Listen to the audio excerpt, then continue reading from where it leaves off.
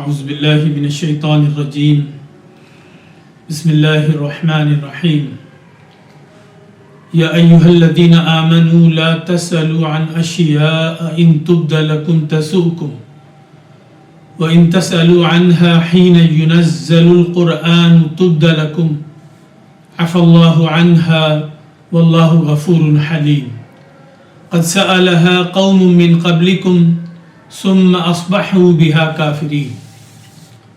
معزز ناظرین، آج ہم آپ کے سامنے سورہ مائدہ کے رکوع 14 کا ترجمہ و تشریح پیش کرنے کی سعادت حاصل کر رہے ہیں۔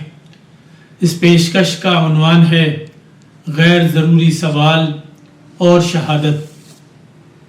فرمان الہی ہے، اے لوگو جو ایمان لائے ہو، ان چیزوں کے بارے میں سوال نہ کرو جو اگر تم پر ظاہر کر دی جائیں تو تمہیں بری لگے، اور اگر تم ان کے بارے میں سوال کرو گے جب قرآن نازل کیا جا رہا ہے تو وہ تم پر ظاہر کر دی جائیں گی۔ اللہ نے ان سے درگزر فرمایا اور اللہ بخشنے والا ہے، بردبار ہے۔ یقیناً تم سے پہلے قوم نے اسی قسم کے سوالات کیے تھے، پھر وہ لوگ ان سے کفر کرنے والے ہو گئے۔ اللہ نے نہ کوئی کان پھٹی اونٹنی مقرر کی ہے، اور نہ کوئی سانڈ چھوٹا ہوا، اور نہ کوئی بار بار بچے دینے والی مادہ، اور نہ کوئی بچوں کا باپ اونٹ، لیکن وہ لوگ جنہوں نے کفر کیا وہ اللہ پر جھوٹ باندھتے ہیں اور ان میں سے اکثر عقل نہیں رکھتے۔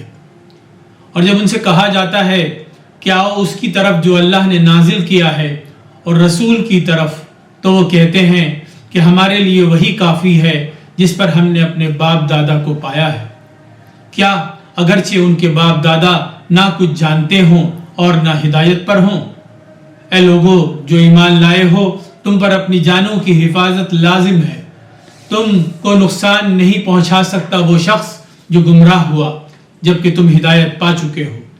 اللہ ہی کی طرف تم سب کو لوٹ کر جانا ہے، پھر وہ تمہیں بتا دے گا جو تم کیا کرتے تھے۔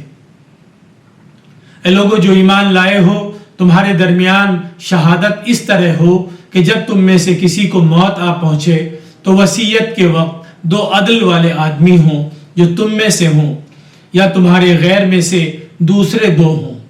اگر تم زمین میں سفر کر رہے ہو، پھر تمہیں موت کی مصیبت آ پہنچے تو تم ان دونوں کو نماز کے بعد روک لو، پھر وہ دونوں اللہ کی قسم کھائیں اگر تمہیں شک ہو کہ ہم اس کے بدلے کوئی قیمت نہیں لیں گے، اگرچہ کوئی قرابت دار ہی کیوں نہ ہو، اور نہ ہی ہم اللہ کی شہادت کو چھپائیں گے، اگر ہم نے ایسا کیا تو بے شک ہم گناہگاروں میں سے ہوں گے۔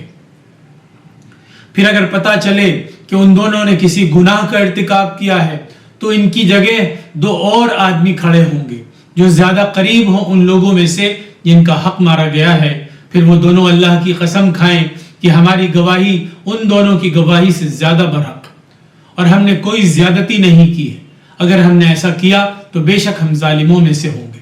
یہ طریقہ زیادہ قریب ہے کہ وہ صحیح طور پر شہادت دیں گے یا اس سے خوف کھائیں گے کہ قسمیں ان کی قسموں کے بعد رد کر دی جائیں گی۔ اور اللہ سے ڈرو اور دھیان سے سنو، اور اللہ فاسق لوگوں کو ہدایت نہیں دیتا۔ معزز ناظرین، قرآن مجید ایک ایسی کتاب ہے جو انسان کی ہر پہلو سے رہنمائی کرتی ہے۔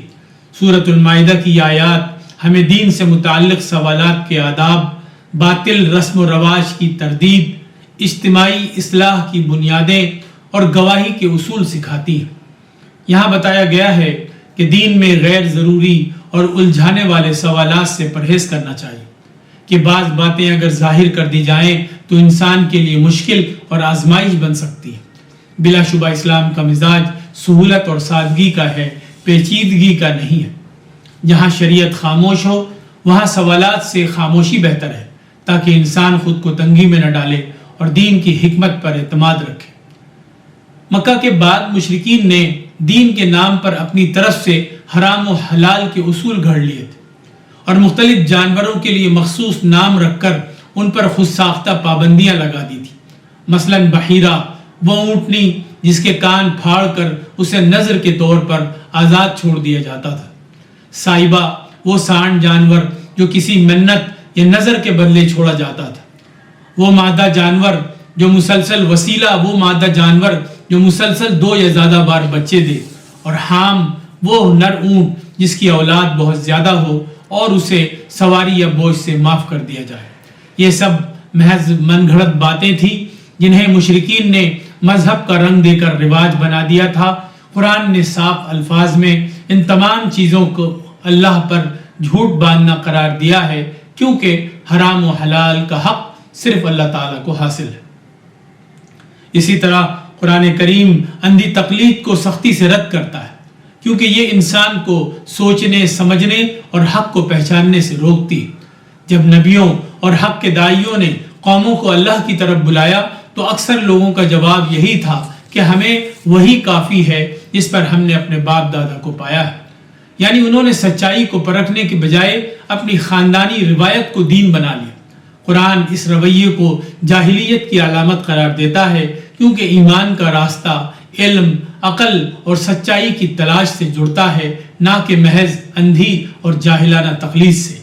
بلا شبہ اگر آباء و اجداد خود ہدایت پر نہ ہوں تو ان کی اندھی پیروی انسان کو بھی گمراہی میں ڈال سکتی ہے۔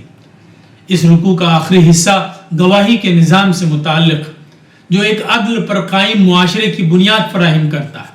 قرآن سکھاتا ہے کہ موت کے وقت یا سفر کی حالت میں، حتیٰ کہ اگر گواہ غیر مسلم بھی ہوں، تب بھی انصاف کا دامن ہاتھ سے نہیں چھوڑنا چاہیے۔ گواہی ہمیشہ حق اور سچائی پر ہونی چاہیے، نہ کہ رشتہ داری، ذاتی مفاد یا تعصب پر۔ اگر کسی پر شک ہو تو اسے اللہ کے نام پر قسم دلائی جائے، اور وہ قسم صرف رسمی نہ ہو بلکہ دل سے سچی اور خدا کے خوف پر مبنی۔